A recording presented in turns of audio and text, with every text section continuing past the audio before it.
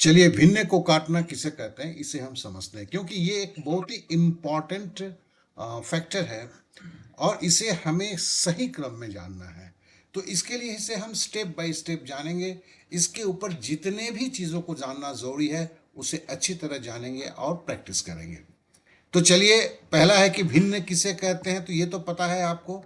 लेकिन भिन्न को काटना, जैसे 133/171 इसको बोला गया है कि इसको सरलतम रूप में बताएं। तो देखिए, आपको शायद पता है कि सिंपल फॉर्म, सरलतम रूप या न्यूनतम पद, ये तीन शब्द इस्तेमाल किए जाते हैं। इसका मतलब क्या है? इस 133 के अंदर में जो फैक्टर या गुणनखंड जुड़ा हुआ है, 171 में भी जो फैक्टर या गुणनखंड जुड़ा हुआ है, जो कॉमन है, जो दोनों में विद्यमान है, उसे काट कर बाहर निकाल देना।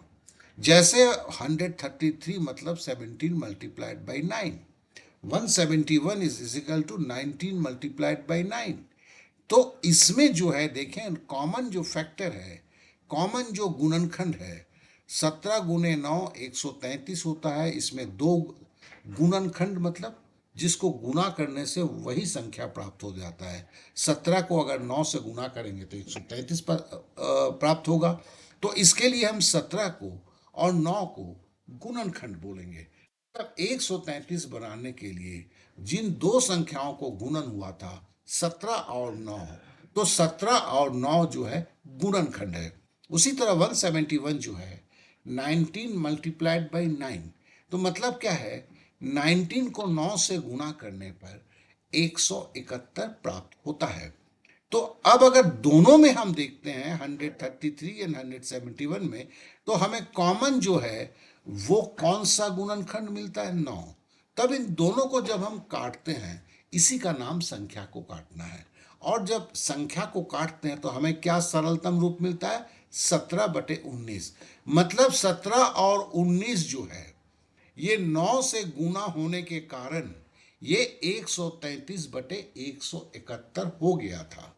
और जैसे ही हमने 9 से काटा तो ये अपना सरलतम रूप में आ गया। और यहीं से रेशियो का कंसेप्ट शुरू होता है, अनुपात का कंसेप्ट, जो आज का विषय नहीं है।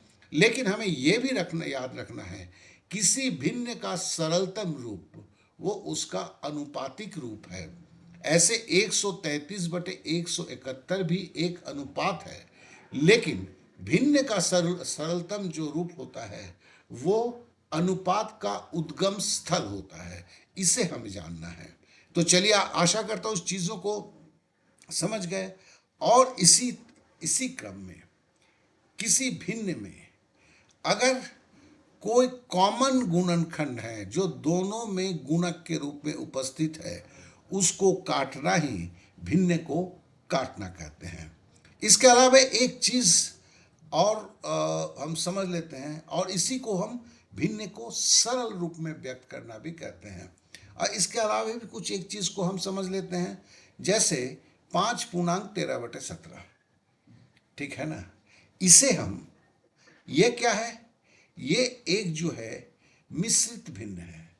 इसे हम भिन्न में पहले व्यक्त कर सकते हैं, फिर, लेकिन मिश्रित भिन्न जब भिन्न में व्यक्त करते हैं वो उसका सरलतम रूप होता है। इसे याद रखेंगे। तो मिश्रित भिन्न या कंपाउंड आपका जो फ्रैक्शन है, इसको हम व्यक्त कैसे करेंगे? सरलतम रूप में, न्यूनतम पद में। क्योंकि ये आपके रेलवे में 2-4 बार पूछा गया, लोग घबरा गए कि इसे क्या चीज़ है, क्योंकि बहुत ही बेसिक है। लेकिन इंफॉर्मेशन के कमी से ये प्रॉब्लम होता है। इसका मतलब है, सीधा सीधा आपने क्या किया, देखें हमने किया क्या, 17 को 5 से गुना किया, 13 जोड़ा, मतलब 5 पूर्णांक 13/17 मतलब क्या होता है? 17 से अगर जिस संख्या को भाग देंगे, जिसके फलस्वरूप 5 बार भाग संपूर्ण रूप से चला जाएगा और अवशेष 13 बचेगा।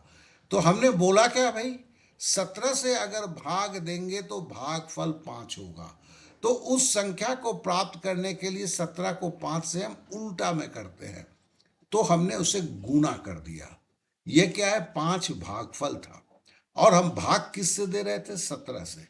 इसलिए हमने 17 को 5 से गुना किया और अवशेष जो है वो 13 बचा हुआ था, तो 13 हमने जोड़ दिया, तो बराबर जो संख्या आया 98/17, 98/17।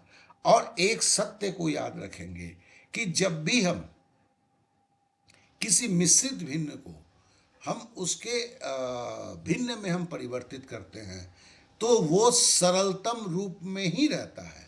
तो मतलब 98/17 जो है फर्दर ये कटने का कोई जगह नहीं होता है।